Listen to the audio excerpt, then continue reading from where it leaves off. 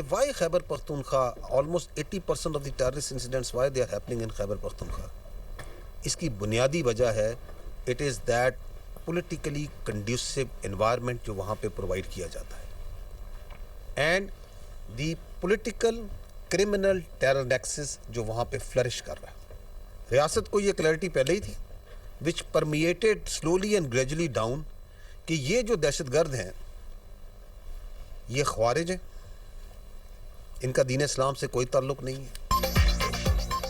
खैबर पख्तूनख्वा में दहशतगर्दों को साजगार सियासी माहौल की फराहमी। केपी में दहशतगर्दों को मुवाफिक माहौल दस्तयाब है। DGISPR अहमद शरीफ चौधरी कहते हैं कि क्लियर हो गया केपी हुकूमत दहशतगर्दी के खिलाफ जंग में कहां खड़ी है। वज़ीर आला फरमा रहे हैं अफगानिस्तान हमारी मदद करे और काबुल सिक्योरिटी गारंटी दे। वज़ीर आला खैबर पख्तूनख्वा का बयानिया खुलकर सामने आ गया है। अगर मिलिट्री ऑपरेशन नहीं करना तो क्या खवारिज के पैरों में बैठना है? क्या खारजी नूर अली महसूद को सूबे का वज़ीर आला लगा दिया जाए, उसकी बैत कर ली जाए? ये तो कहते हैं ऑपरेशन नहीं होने देंगे, सिक्योरिटी हिबतुल्लाह से लेंगे। इनके कहने पर क्या पाकिस्तान अपनी फौज बॉर्डर से उठा दे? कोई मजाक है? खैबर पख्तूनख्वा को दहशतगर्दों के हवाले कर दें। जो कहते हैं ऑपरेशन नहीं होने देंगे, क्या उनकी शख्सियत मुल्क से बढ़कर है? ये पाकिस्तान की सालमियत की जंग है, किसी की सियासत और ज़ात पाकिस्तान से बढ़कर नहीं है। ANP JUI पीपल्स पार्टी नून लीग पर हमले हुए, फितना अल खवारिज ने कभी PTI पर हमला क्यों नहीं किया?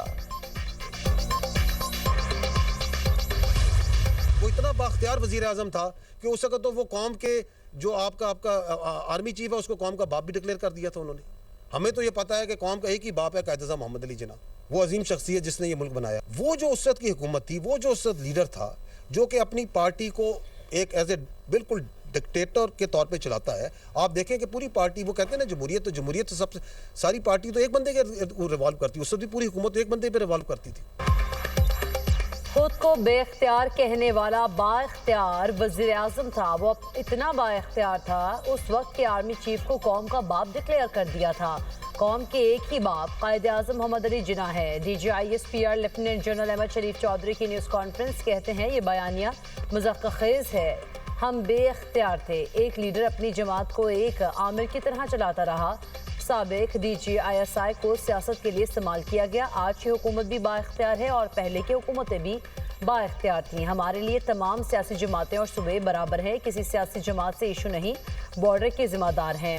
जिस सियासी जमात ने बात करनी है हुकूमत से करे। हमारा काम सियासी जमातों से बात करना नहीं, सियासत सियासी जमातों का काम है, वो कोई हल निकालेंगे।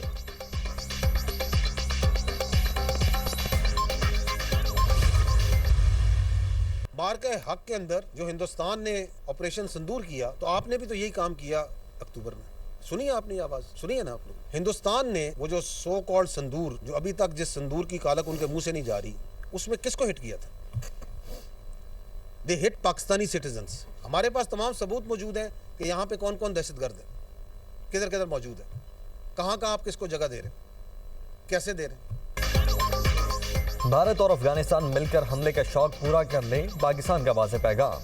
DGISPR लेफ्टिनेंट जनरल अहमद शरीफ चौधरी का कहना है, भारतीय मीडिया कह रहा है 2026 में भारत और अफगानिस्तान मिलकर पाकिस्तान पर हमला करेंगे। आ जाओ तुम दोनों का शौक पूरा करवा देते हैं। मार के हक में पाकिस्तान ने हिंदुस्तान का मुंह काला किया। नाम नेहाद सिंदूर की कालक हिंदुस्तान के मुंह से नहीं जा रही।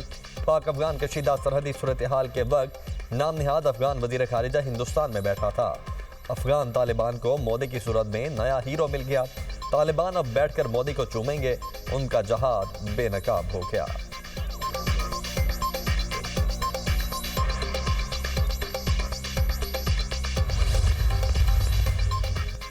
पाकिस्तान किसी भी किस्म की जारहियत का मुकाबला करने के लिए तैयार। भारत कोई भी एडवेंचर करने की पोजीशन में नहीं। वज़ीर दिफा ख्वाजा आसिफ ने कहा है कि भारत ने जारहियत की तो वैसे ही जवाब दिया जाएगा। मई की जंग के बाद भारत का एतमाद खत्म हो गया। मार्का हक के बाद हमें इतने ऑर्डर मिल रहे हैं कि 6 माह में बाद IMF को खुदा हाफिज कहने की पोजीशन में होंगे। अफगान तालिबान और TTP कोई भी काबिल एतमाद नहीं। ये भारत से मिले हुए हैं कि हुकूमत के लोग TTP को भत्ता देते हैं। भारत के खिलाफ जंग में हमारे जहाज टेस्ट हो गए। वेनेजुएला के सदर का अगवा और ट्रायल कोई अच्छा शुगुर नहीं। दुनिया का मोस्ट वांटेड क्रिमिनल नेतन्याहू है। ईरान के मामले पर नेतन्याहू ने अमेरिका को बेवकूफ़ बनाया।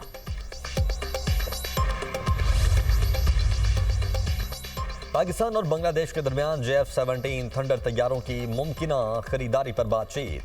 पाकिस्तान बांग्लादेश की फजाइया की तरबियत में ताउन करेगा। बांग्लादेश की फजाइया के सरबराह air chief marshal Hasan Mahmood Khan की फजाइया हेडक्वार्टर्स आमद। Air chief marshal Zaheer Ahmed Babar Sidhu से मुलाकात। इदारा जाती ताउन, तरबियत और एरोस्पेस तरक्की में ताउन पर तबादला ख्याल। सरबराह पाक फजाइया ने मौसम मेहमान को कामयाबियों से आगाह किया। ISPR के मुताबिक बांग्लादेश के एयर चीफ ने पाकिस्तान एयरफोर्स की शानदार जंगी सलाहियत को सराहा।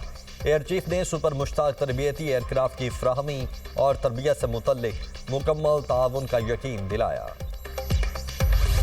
स्टॉक मार्केट तारीखी बुलंदियों पर 100 इंडेक्स ने पहली बार 1,86,000 पॉइंट्स की सतह को अबूर कर लिया। इंडेक्स में 1700 से ज्यादा पॉइंट्स का इजाफा रिकॉर्ड।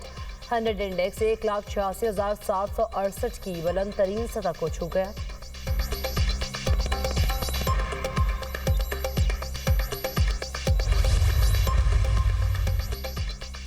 नायब वज़ीर आज़म इसाक डार का म्यांमार के वज़ीर ख़ारिजा से टेलीफोनिक रब्ता। दो तरफा ताल्लुकात की मौजूदा सतह का जायजा। दोनों रहनुमाओं की बाहमी दिलचस्पी के उमूर और खित्ते की सूरत हाल पर गुफ्तगू। मुस्तकबिल में करीबी रवाबित बरकरार रखने पर इत्तेफाक। इसाक डार से रूस में पाकिस्तानी सफ़ीर फैसल नियाज तिरमजी की मुलाकात। मॉस्को के साथ हालिया मसरूफियात से मुतल्लिक आगाह किया। इसाक डार का मुसलसल सिफारती रवाबित की अहमियत पर जोर। मुल्क की मफादात आगे बढ़ाने के लिए कोशिशें जारी रखने की हिदायत। ICC ने बांग्लादेश क्रिकेट बोर्ड की दरख्वास्त मुस्तरद कर दी। भारतीय मीडिया के मुताबिक ICC ने बांग्लादेश की दरख्वास्त नाकाबिले अमल करार दे दी। बांग्लादेश ने वर्ल्ड कप के मैचेस भारत से बाहर मुंतकिल करने की दरख्वास्त की थी। भारत न जाने की सूरत में बांग्लादेश को पॉइंट्स खोना पड़ेंगे। बांग्लादेश क्रिकेट बोर्ड का कहना है कि ICC की जानिब से ऐसा कोई अल्टीमेटम नहीं दिया गया।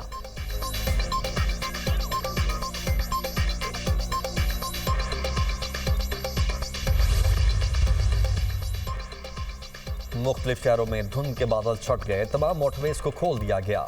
मुख्तलिफ शहरों में फ़ज़ाई आलूदगी। लाहौर में एयर क्वालिटी इंडेक्स 189 रिकॉर्ड किया गया। फैसलाबाद में AQI 252, गुजरावाला में 198 तक पहुंच गया।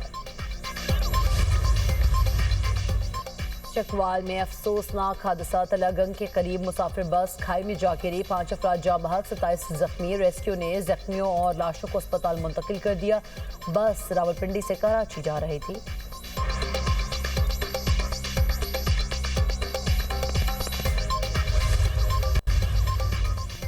वेनेजुएला की अबूरी अथॉरिटी 30 से 50 मिलियन बैरल तेल अमरीका को देगी।